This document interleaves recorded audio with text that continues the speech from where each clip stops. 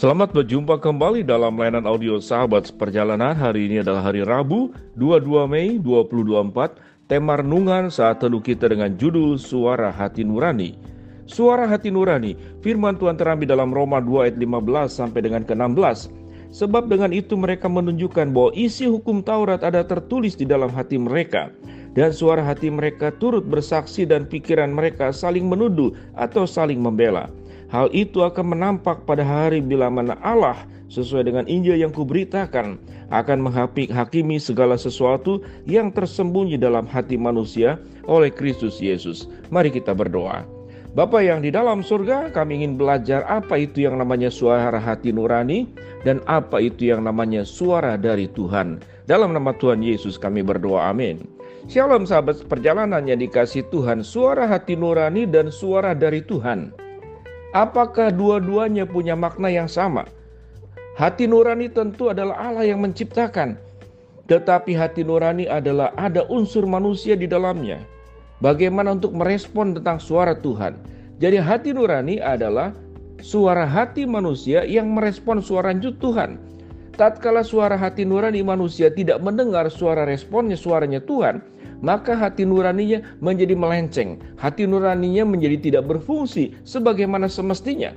Sekalipun suara hati nurani itu sangat jelas, sangat gamblang, sangat terang benderang. Tetapi manusia tatkala terus memaksakan suara hatinya dan tidak memadukan dengan suara Tuhan, maka suara hati nurani yang diciptakan oleh Allah, yang diberikan oleh Allah bisa bergeser, lama-lama tumpul karena tidak dilatih. Kita tahu dengan jelas pisau yang tidak pernah diasah lama-lama tumpul, lama-lama tidak berfungsi. Dengan demikian juga dengan suara hati nurani manusia. Sebelum manusia jatuh di dalam dosa, maka suara hati nurani manusia itu benar-benar bersih. Hati nuraninya sepenuhnya mendengar suara Allah. Sehingga tatkala mendengar suara hati nurani diri sendiri, itu sama dengan mendengar suara Allah. Karena bersih, tidak ada katakanlah hambatan. Tidak ada dosa yang kemudian menghalangi bagaimana suara Allah itu masuk ke dalam suara hati nurani manusia. Namun setelah jatuh dalam dosa, suara hati nuraninya memang tidak kemudian rusak total. Masih ada suara-suara Tuhan di dalamnya. Sehingga kita boleh bertemu seorang penjahat yang sejahat-jahatnya pun dia tahu dengan jelas bahwa perbuatannya itu salah sekalipun dia melakukan. Dia tahu dengan jelas itu keliru. Seorang ayah yang memperkosa anak kandungnya sendiri tahu dengan jelas itu salah, masih punya suara hati nurani. Tatkala seseorang melakukan pembunuhan, dia tahu dengan jelas itu salah. Tetapi karena suara hati nurani manusianya, suara hati nurani manusia itu sudah diikuti diserta-mertakan dengan perbuatan dosa, lama-lama ditutupi. Sekalipun tetap akan berbicara dan suara hati nurani akan menuduh engkau membunuh, engkau melakukan perbuatan dosa, engkau menyimpang dari kebenaran firman Allah, engkau melakukan sesuatu tindakan yang merugikan orang lain. Apa itu mencuri, apa itu kemudian mengfitnah, apa itu membunuh atau merugikan apapun juga. Suara hati nurani yang masih ada, bagaimana suara Tuhan itu tersimpan di dalamnya, itu akan terus bergaung. Sehingga di dalam kasus-kasus tertentu orang sejahat apapun tidak ditangkap polisi, tidak ada yang kemudian mengetahui perbuatannya.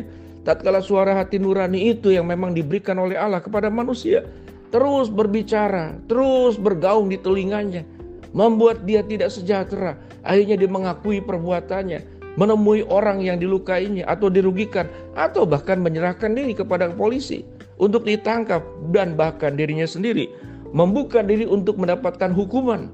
Setelah mendapatkan hukuman, baru dia sejahtera. Itu berarti suara hati nurani yang kemudian menghakimi dirinya sendiri.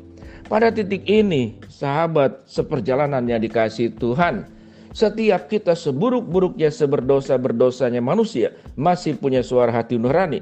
Karena firman Tuhan berkata apa? Sebab dengan itu mereka menunjukkan bahwa isi hukum Taurat, yaitu firman Allah, ada tertulis di dalam hati mereka, dan suara hati mereka turut bersaksi dan pikiran mereka saling menuduh atau saling membela. Hal itu akan nampak pada hari bila mana Allah sesuai dengan Injil yang kuberitakan akan menghakimi segala sesuatu yang tersembunyi dalam hati manusia oleh Kristus Yesus. Sahabat seperjalanan yang dikasihi Tuhan, tatkala kita berada dalam sebuah kehidupan, Mungkin kita punya banyak kepentingan, dan tatkala kita ingin mengejar kepentingan, kebutuhan, mimpi, dan segala ambisi, lalu kemudian cara-caranya tidak benar, cara-caranya curang, cara-caranya menyimpang, cara-caranya berdosa, lalu kita ikuti keberdosaan itu dalam bentuk tindakan, maka percayalah, akan ada suara hati nurani di dalam diri seseorang sejahat-jahatnya yang akan terus menuduhnya, yang akan terus menghakiminya. Itu yang firman Tuhan katakan.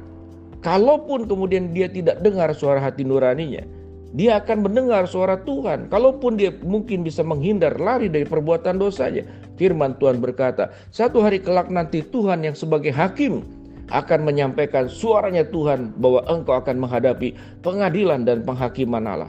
Dengan demikian sahabat perjalanan, di tengah-tengah banyak suara di dalam dunia ini, kita bisa mendengar suara keberdosaan kita bisa mendengar suara ajakan dari orang lain untuk perbuatan-perbuatan yang tidak baik dan tidak benar, perbuatan-perbuatan menyimpang, mungkin mencuri, mungkin merugikan orang lain, berbohong, melakukan kelicikan-kelicikan, melukai hidup orang lain.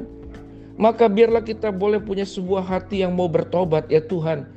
Sekalipun hati nuraniku sudah ada di dalam keberdosaan, tapi Tuhan murnikanlah supaya hati nurani itu tetap tajam, supaya hati nurani itu tetap terang benderang, supaya hati nurani itu tidak berkabut, apalagi menjadi gelap, tetapi terang benderang di dalam terang firman Allah, dan suara Tuhan itu lebih tinggi daripada suara hati nurani.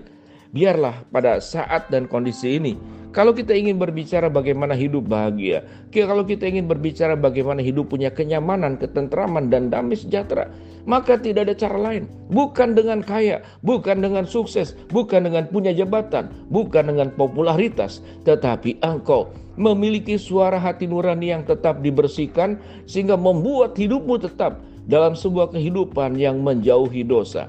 Karena perbuatan hidup yang menjauhi dosa, akan ada damai sejahtera abadi, damai sejahtera yang luar biasa, ada sukacita yang tidak bisa digantikan dengan apapun. Karena engkau berjalan bersama dengan Tuhan, karena engkau berjalan di jalannya Tuhan. Ingatlah sahabat perjalanan, kita bukan binatang, kita bukan tanaman, kita manusia yang punya suara hati nurani. Kalau binatang mungkin insting, tapi manusia punya suara hati nurani. Suara hati nurani itulah sebuah wadah dan sarana untuk berhubungan dengan Allah. Binatang tidak punya, makhluk lain yang tidak punya, tetapi manusia punya.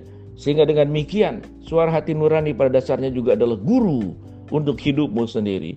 Dan guru yang namanya suara hati nurani itu harus terus mendengar suara Allah, sehingga suara hati nurani kita tidak dimatikan, suara hati nurani kita tidak ditutupi, tapi terbuka sepenuhnya kepada suara Allah, sehingga suara hati nurani kita bertemu dengan suara Tuhan, dan kita akan berjalan bersama dengan bimbingan titah, perintah, kebenaran firman Allah yang menjadikan hidup kita berada di jalan yang benar, bukan berada di jalan yang tersesat, berada di jalan yang lurus, bukan berada di jalan yang kulak kelok penuh dengan tipu daya. Mari sahabat seperjalanan, jaga kebersihan hatimu, pikiranmu, perasaanmu, suara hati nuranimu dengan berpaut untuk taat kepada suara Tuhan. Mari kita berdoa. Bapa dalam surga, terima kasih kebenaran firman Allah yang sudah kami pelajari. Hamba-Mu berdoa buat sahabat seperjalanan yang sedang sakit, Tuhan jamah sembuhkan. Sahabat seperjalanan yang sedang menghadapi masalah, Tuhan bukakan jalan. Sahabat seperjalanan yang sedang berdoa mengharapkan sesuatu, Tuhan akan kabulkan dengan cara dan waktu Tuhan yang terbaik. Di dalam nama Tuhan Yesus kami berdoa. Amin. Shalom sahabat seperjalanan, Tuhan memberkati kita semua.